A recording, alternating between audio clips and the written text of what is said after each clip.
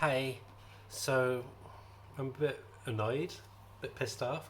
Basic reason being, I've just done a 40-minute video. It's really, really good. Doing my review of this week's haul. Did it all. Played it back to see what it's like. No fucking volume. Complete silence. I had my microphone plugged in and everything, so I think this must be either the lead's faulty or something's faulty, but it's completely silent. 40 minutes, and it was really good. Did some really good discourse on each issue. I feel kind of like, like just deflated now. So this is the second attempt. I don't know if it'll be as good. The volume quality will be better because you can hear me, but it won't be as good as it normally is because I'm having to use my phone microphone. So do bear with me. I'll most likely have to look into getting a microphone, a new one, when I get paid next time in a few weeks. So to start, I'm going to do it back to front of how I did it originally. So I'm going to kick off with Marvel. So Uncanny X-Men #2. This is by Gail Simone, David Marquez, Matthew Wilson on colours. Yeah. So continuing on from where it started with the last one, where it's like this core little group of the X-Men. So you had Rogue, Gambit, Wolverine, I think Nightcrawler, and there's a hint that somebody else could be coming in just by the cover. So this issue, they encounter this group of young teens who basically on their own, asking for help. In classic Marvel manner, in classic comic manner, there's misunderstanding in the communication, breakdown of communication, and they have a kerfuffle, to put it mildly. There's also flashbacks to Charles Xavier, which doesn't add anything to this story, but obviously it's laying the seeds for a later plot point. Artwork is gorgeous. The new characters look great, but the thing that was a highlight for me, and I love that introduction of how she gets her ascension. Jubilee's back, yes. And Gail Simone writes very good Jubilee. Dialogue is great. There's action in it, but it's more like fighting amongst themselves kind of thing, and then they'll go, oh, it's misunderstanding, can you help us? Yes, we can. Blah, blah, blah. There we go. So it sets the scene for the next issue and the bigger story arc. There's a new villain that's appeared in it. I won't tell you much about her, but creepy as fuck, and I kind of like that design. So yeah, I'm liking this. This feels more like a classic X-Men comic. By classic I mean like the Claremont era back in the 70s and 80s. And yeah, it's all the stronger for it. In a way, I hope to do bring Charles back, not as a villain, but as a good guy. I might be one of the few, I might be the only person who likes Charles Xavier as Professor X, as the leader of the X-Men. I'm very old school in my X-Men taste. And this is ticking all the boxes, so 9 out of 10. And then I picked this up. I said I wasn't going to originally, but they had loads of issues still in, so it's been out for a few weeks. I picked up Wolverine Revenge #1. Lovely cover by Greg Capullo, inking by Tim Townsend. Cover's great. Cover's really nice. I like the cover. Oh, you want to know what I think of how it is inside? Nice art, good art. Dinosaurs, jumping out of planes, helicopters, shield. Jonathan Hickman likes his shield. But yeah, okay, for me, it felt very average. The artwork I felt was a bit rushed, to be honest. To say it's the Townsend, this is like the prestige comic, I don't think this was Capullo's best artwork. It felt very much like Capullo on Automatic. The cover is amazing, if I said that. But the writing, it just felt a bit phoned in. It felt like they had this checklist of fan service. So dinosaurs, check. Explosions, check. Nick Fury, check. Helipads, blah, blah, blah. Check. Have a bit of gore, check. There was no emotion. That's what it was. There was no emotion. I felt no emotional attachments to this comic. Pretty vacant. So 6 out of 10. So I'm not going to get it again. It's okay if you like comics for being pretty by the comic. I was surprised it didn't feel like a Jonathan Hickman book either. There was no depth to it. But is the depth to Jonathan Hickman books? That's maybe what I'm thinking more now. I think he can disguise some of his failings through a bit of clever banter, a bit of clever layouts. I'm gonna get hate. Fuck it. But yeah, I just found it average, 6 out of 10. But nice cover. Next up, one I was not gonna buy because I didn't like his writing on Daredevil. Wolverine by Saladin Ahmed and Martin Cocola, who did the Immortal 4 with Al Ewing. This art in here blew me away because, like I said, I wasn't expecting much from it. Really nice, perfect start for a Wolverine story. Let's get him in the outback, get him away from mankind, and he's being hunted by one of his old enemies, Cyber, who again is his body is adamantium, so they've got that going against each other as well. And people get tied in the crossfires. Introduces one of my favourite characters, Nightcrawler, so that's a plus for me. And he writes a really good pitch perfect Nightcrawler, and it shows the genuine friendship between him and Wolverine. He understands Wolverine because he's an outsider as well.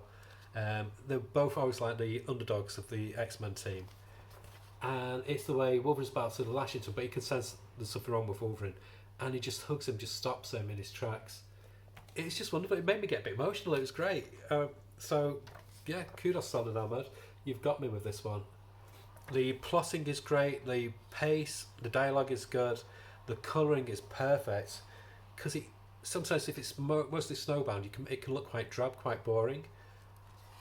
But the hues that the colourist uses, who is Brian Valenza, it's great. It works really well. And even the secondary, tertiary characters, who just there for plot points, they have enough about them to make them interesting characters. And so you've got this fight going on. So you've got what you want with a Wolverine comic: fighting, claws, bit of blood. But that's not the big bad. There's more going on in the background, and that's all I could say. Because if I reveal too much, it'll ruin the fun of reading this book. It's good. It's very, very good. It's everything I wanted from a Wolverine comic. I tried to like Benjamin Percy's run. I've got some of the collections, but it always felt lacking. This feels complete.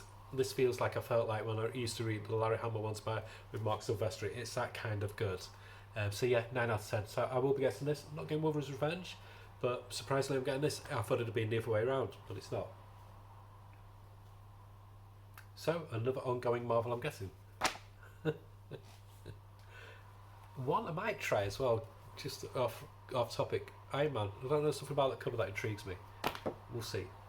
And then also just one from this publisher, IDW, Teenage Mutant Ninja Turtles #2. So as you know, Jason Aaron's been called on board to basically relaunch the Turtles, and he's doing the first 4 issues focused on each member of the Turtles. So this one focuses on Mikey. Artwork is by Raphael Albuquerque. Really nice, dynamic, action orientated artwork, but the space for quiet moments as well, like this when he's thinking back to his time with his brothers. So Mikey is in Japan. He's made it as a huge celebrity in Japan. He's the toast of the town. Everybody wants him, but he feels just like his I was going to say a shell of himself, but I'll say it. Okay, feels like he's a shell of himself. And basically he gets attacked by this ninja clan, but then there's a reveal at the end. I can't reveal. I don't want to tell you what it is. You need to read it. There's 2 issues so far. It's the biggest selling comic. There's going to be loads out, so you can still get the first issue. And it's good. 8 out of 10. And next up, we've got 2 Elseworld books. So the first one is Batman Gotham by Gaslight, Kryptonian Age #4 by Andy Diggle, Leonardo Fernandez. So it's expanded on the Gotham by Gaslight universe. So you've had introductions of this universe's version of John Constantine, Wonder Woman, Adam Strange, and a few other characters. In this one, we get more in-depth study at Lois Lane, who's so good in this. You also get a look at the new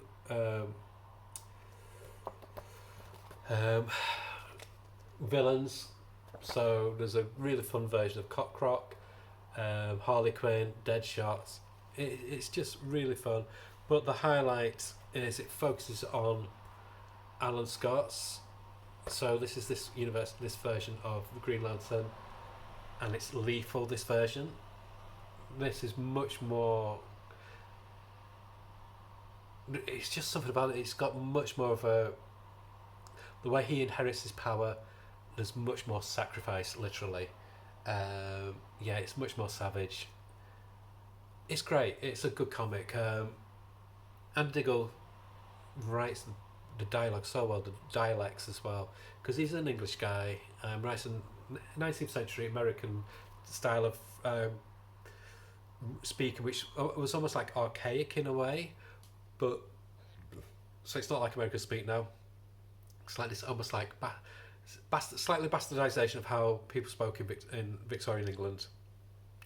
You know, it's slightly slangy, a bit more slangy, but they still had some of the archaic ways of terminologies, and he nails it. He really does, and the artwork is just a pleasure to behold.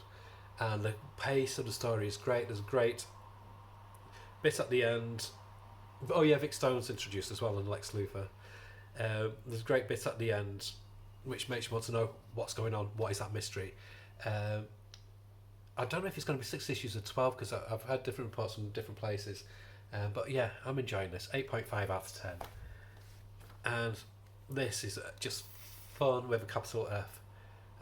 This is DC vs. Vampires World War V, issue 2 by Matthew Rosenberg, artwork by Otto Smith. Gorgeous cover. So this expands on what was laid in the groundwork with the first 12 issues from about a year and a bit ago, and the miniseries that just came out of that, which was All Out War, I think. So basically Barbara Gordon got kind of dethroned from being the leader of the vampires. What I love is Damian Wayne. He's basically he's a vampire, but he's playing vampires against the humans with him doing his own thing, and it's very clever. John Constantine is great in this. The artwork is just a pleasure. The colouring and the ink work is just great. It's got a dynamism to it. It's got one of my favourite panels in a comic this week, which is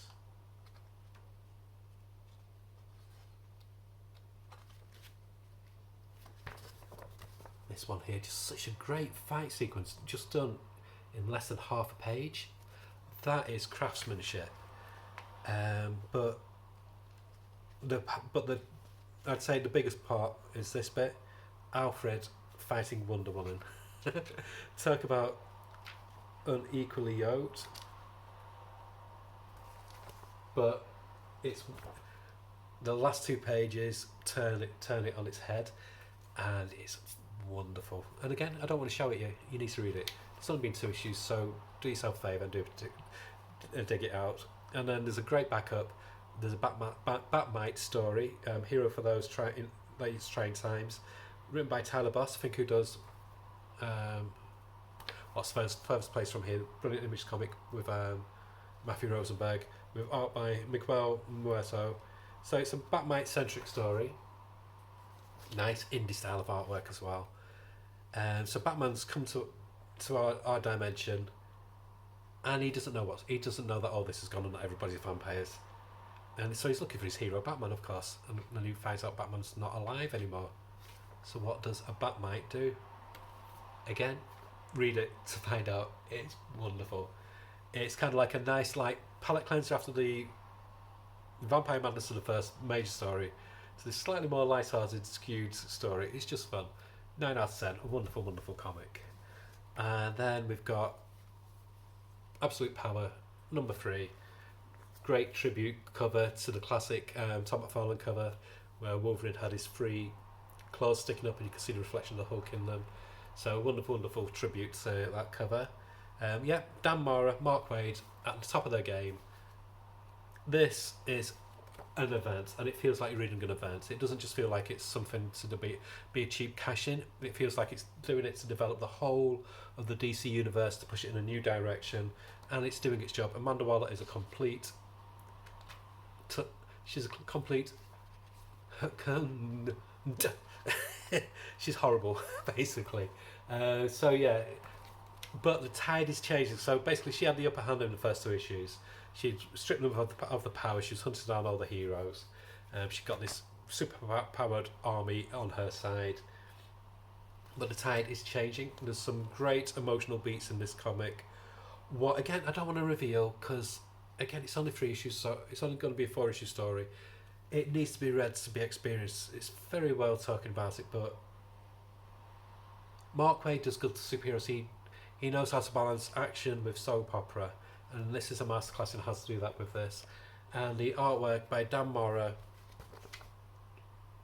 and the colours by Alejandro Sanchez are just wonderful. They work perfectly, so hand in hand. It's a fantastic comic. 10 out of 10. I don't normally give that for superhero comics, but this, especially event comics, this quite possibly could be the best event comic there's ever been. But I'm always going to have a soft spot for Crisis of Infinite Earths because that was like the granddaddy of it all, with beautiful art. But reading it now is a bit dull, but this isn't dull. This is fast paced, and it doesn't outstay its welcome. It's only going to be 4 issues. I'm not bothered with tie-ins. I have got some of the comics, just the ones I normally get, what elaborate more on the story.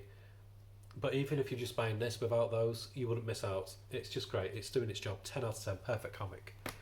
And talking about a near perfect comic, Green Lantern number 15 by Jeremy Adams. I adored this comic. The artwork by Fernando Pasaran is wonderful. Really, really, really, really detailed. He knows how to draw scenery as well as people, which sometimes they can either have a strong point in one area and a weak point in another. But I think he's going to be a name to watch out for. He's really, really good. And this is more like a Buddy Road movie, stroke heist, and it's basically focused on Hal Jordan and Wally West. And I love that because normally when you get Hal Jordan, if you're going to have a flash with him, it's going to be Barry Allen. This turns that on its head, and I love how that with Wally's views Hal as the fun uncle. He calls him Uncle Hal, and I was just like, oh. And yeah, just wonderful. It's a fun dynamic, and you could tell that Wally just views Hal as the fun uncle, where he goes on slightly naughty days out with, and that's what he's doing with this. So they're basically stealing a prototype bat plane, and it goes on from there. There's chases. Star Sapphire appears. She's really well written. Dove appears. There's a turning point with some of the villains who might not be villains anymore, and it's just fully satisfying with satisfying artwork as well, with great dialogue. And the backup is great by Green Lantern War Journal by the usual team of Philip Kennedy Johnson, Montos. So it just kind of like puts an end cap on that series. So yeah, 8.5 out of 10, really good. And then we have Birds of Prey, number 13. This ties up the 5-issue storyline, Worlds Without End. I really love the art and colouring. It's by Gavin Gaudet on the art and Johnny Billette on the colouring. Some people don't like the colouring. I get why not. Some might find it a bit disconcerting because it's not your normal standard colouring, but for me I kind of like it. It's kind of trippy. It's really, I find it very satisfying. I like slightly off-kilter stuff like that. And so it's tying up like this multi-dimensional storyline what they've had, but it's not like a multiverse storyline. It's multi-dimensional. They're going into the universe created by their desires, their thoughts, whatever they're thinking about, that's where they'll end up being. So it's not like they'll go to, like a parallel universe of where everybody's a dinosaur, that kind of thing. It's slightly different. And John Constantine's in. It's a satisfying wrap up, and it's basically finished on a good part where they can pull back plot points if they want to. So it kind of sounds like having fun with this, but it leaves the kind of like slate clean for a brand new start with DC All In come with the next issue. So yeah, 8 out of 10, really good. And then we have the pummel there. Let me just have a drink. Yay, goodies. So we have the penultimate issue of Detective Comics of the Ram V run. This is Detective Comics 1088. I did something sacrilegious. This came out weeks ago. It sold out in my shop. I had it on my pull list, but they were just shorted. Couldn't find it anywhere. Looked on eBay everywhere. This week I found it in a small online shop in Wolverhampton. They only had cardstock covers of like the variant ones. I bought the variant one with a Chris Samney tribute to the Mike Mignola cover from years ago. And I ripped that cover off because I'm collecting all the A covers. Don't hate me. But wonderful. Great art by Gillen March. Almost like a Joe Kubert kind of flavour to it. And what I like about it is that the whole of Gotham has sided with Batman. All the villains, the Rogues Gallery, they're working for Batman because they realise their lives are in danger, not just his. So they're rallying round, and it's just wonderful how they're all turning on the big bad. Yeah, it's so satisfying. There's so many standout moments. Great blend of artwork. What I like about the Detective Comics, they've had quite a lot of different comic artists on it, but they all work. They work well because each one suits the mood for each particular chapter. And I can't wait how this ties up for next issue. And as always with Detective, they've got really must-read backup strips always written by one of Ron V's personal friends like Alex Pagnador, Cy Spurrier, or in this case Dan Waters, with really nice art by Christopher Mitten. And this focuses on some of the behind the scenes of other characters, ancillary characters in the storyline, which will tie into the final story, the main story. Yeah, this is a masterclass on how to do a big, big epic. The last time I saw something as good as this was on a different publisher, Marvel. See, I do like Marvel. And that was Peter David's run from the 90s, I think, 80s, 90s, how he had this big overarching story, but tied up nicely. And this is what Ron V's doing. This will be remembered for a long, long time. And yeah, 9 out of 10. Wonderful, wonderful series. Talking of wonderful series, Geiger number 6. Bit disappointed. I wanted to do Gary Frank cover, but this is the one that my comic shop had. But still a nice cover. Francis Manapul on the cover. This is a Barney centric. So Barney, the two-headed dog, he got injured last issue, and this basically is Barney going on a little side quest by himself. Meets other animals. There's quite a lot of pages where there's any talking, but you don't need to talking at least. The panels guide you through because it's very animal centric, and it shows how animals have compassion for each other, whereas man's a bastard. And it's just wonderful. So there's this ape that appears, 4-armed ape, and they're basically hiding from these hunters, and then a plot device happens where they decide that they're not going to hide anymore, and it gives you you turn the page and it gives you the best double spread I've seen in a comic in a long, long time. I just stared at this page for ages, just looking at the detail on it. Gary Frank is an amazing artist. I never thought I'd be invested in a little side quest about the one of the secondary characters, the dog or the wolf. But it's great, and they've now got another companion, and you need to read it to find out who the other companion is. But it ties up this story with a really fun final page, which just cements the legacy of one of the new characters that are being introduced in a very fun, satisfying read. This was a blast. This was great. Ghost Machine is one of the best imprints from any comic company. It's just wonderful. And yeah, 9 out of 10, just a wonderful, wonderful comic. And then we move on to Distillery. So first up, got Time Waits, number 1. This is quite a lot of people on it. Chip Zdarsky, David Brothers, writing, illustrated by Marcus Toe and Marvin Sanipierre. For a Distillery comic, I think this is one of the lesser ones. This is the first time I felt like it could have worked just as a standard size comic. It felt more like just a good image comic. I don't think it's worthy of this format, to be honest. Yeah, I think it's a problem with this is there's too many people on it. You've not just got one writer, you've got 2 writers, you've got 2 artists, and you can feel that it's not meshing with this issue. The story is okay, but it's a story that's been done before. I think of things like from years ago, Demon with a Glass Hand, Harlan Ellison, which was then made into an Outer Limits episode, and Terminator and things like that. So it's very timey-wimey. It's okay. I will get the next issue to see what it's like. But yeah, not my, this I think has been my least favourite Distillery comic, but it's still a good comic. I'd say 6.5, 7 out of 10. And then this is quite possibly my cover of the week because I just think it's wonderful.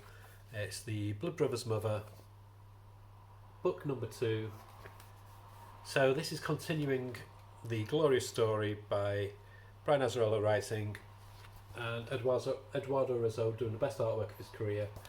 It's nice to see him not just doing black and white, black inks. He's just painting this. Gives this art a completely different feel and flavour. Very, very European album in sensibility. I think it was Comic Pros and Cons, whatever it's called, he was moaning about the price of distillery, saying, no, it's not going to be user friendly. Bollocks to that. This is distilleries they're not looking at the American market, they're looking at the bigger market, they're looking at the European market, the Brazilian market, the Japanese market, other places who are used to books being like this where they're not just a comic. They're done like this so they can be reprinted and carry on with a shelf life for a long, long time. So you're buying here, you're paying $8.99 for a graphic novel, part of a series of graphic novels. So this is book 2 of a graphic novel series. I have no problem with that. I mean, if you look at, say for example, something completely different, Asterix, same format, 48-page graphic novel. You don't moan about paying whatever you pay in the States. Over here, I think it's about £8.99, £7.99. So this is what you're getting here. You're not buying a comic book. You're buying a graphic novel series, and it is a wonder. This one is one of the best westerns I've read or even seen. It reads very much like an old spaghetti western, or like a really good Clint Eastwood one, like say for example The Outlaw Joseph Wells, where it's got a bit of heart, a bit of savagery. It's good. It's a fantastic read. If you've not been reading it, I do recommend trying to hunt them down because they are. It's a really good, refreshing read, and 9 out of 10. Loving it. So that's it for this week. I've got a few days off coming up, so I'm off on Friday and Monday. So I was going to do some more videos today, but I've still got a bit of reading to do for one of the videos I want to do. So I might do them Thursday night or Friday. So one of the videos I'm going to be doing is a review and an overview of Battle Action Volume 1 and Volume 2. So I've still got a bit to read in this one.